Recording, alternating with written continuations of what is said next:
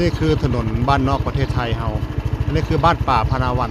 เป็นหมู่บ้านที่ตั้งใหม่ตั้งมาหวัง20 กว่าปีแล้วพี่น้องเอ้ยถนนบ้านอยู่นี่มันติดถนนเข้าป่าสมัยก่อนมันเป็นป่าพี่น้องเอ้ยสมัยก่อนเป็นป่าเดี๋ยวนี้เป็นหมู่บ้านคนแล้วบ้านป่าพนาวันแต่รถก็จากแล่นยากอยู่ดอกพี่น้องเอ้ยแล่นยากเพราะหยัง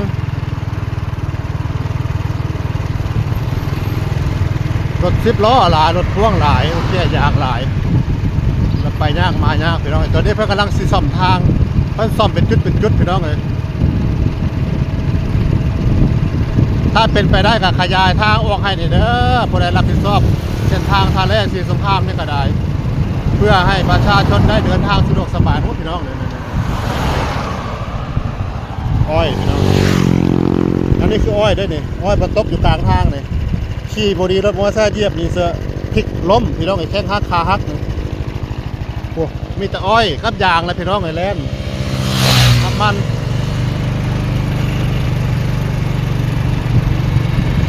ขยายเป็น4 เลนให้ก็ดีเด้อคนใดรับผิดชอบก็ได้เพื่อประชาชนจะได้เดินทางสัญจรง่ายไปมาง่าย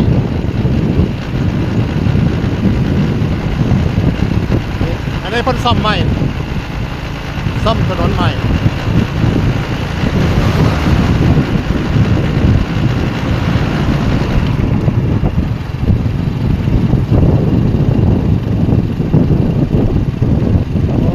บ้องสายก็ขอโทษขออภัย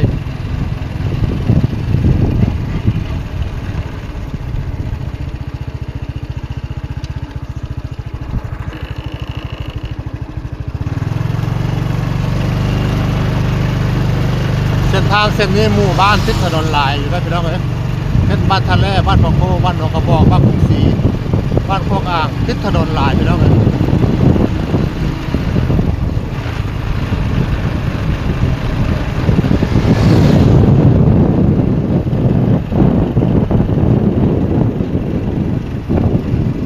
บ้านหนองกระบอก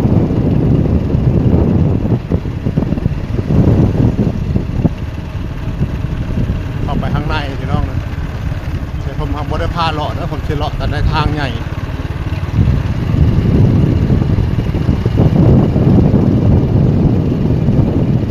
พ้นซ่อมไปได้หลายเติมอยู่นะพี่น้องเลยซ่อมทางใหม่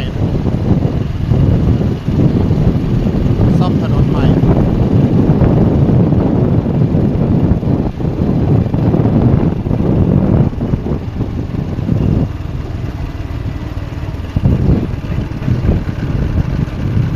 อ้อยตกอีกแล้วส่วนมากอ้อยตกหลายไปแล้วรถมอเตอร์ไซค์เหยียบบางคนก็ล้ม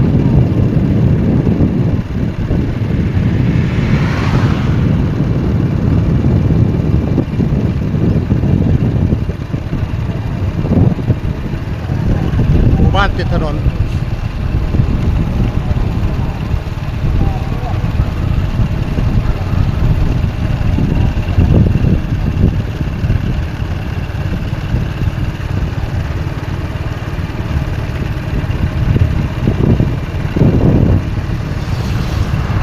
บ้านนี้เป็นหมู่บ้านตีเล็กตีผ้าสมัยก่อนนะพี่น้องแต่เดี๋ยวนี้เพิ่นก็บ่ค่อยตีแต่ละพี่น้องเลยเพิ่นจากเบิดละอันนี้หมูน้อยคาแคร์เพิ่นเปิดร้านขายมอเตอร์ไซค์มือสองเพิ่นเว้าหมูน้อยคาแคร์ขายมอเตอร์ไซค์ใครสนใจเชิญนะ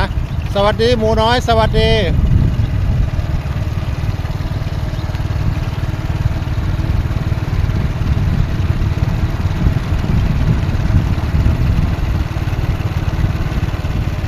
เริ่มขยับขยายออกมาเหตุการณ์เหตุงานอยู่ริมถนนเพราะมันสัญจรง่ายลูกค้าเห็นหลายก็เริ่มมีร้านซ่อมรถซ่อมยางร้านขายเครื่องขายของกันพี่น้องพี่น้องรถ10 ล้อก็หลายเกิดอุบัติเหตุกระดุนะพี่น้องถนนเส้นนี้เพราะหยัง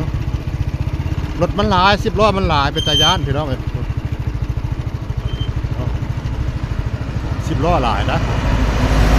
รถแก่มันแก่อย่าง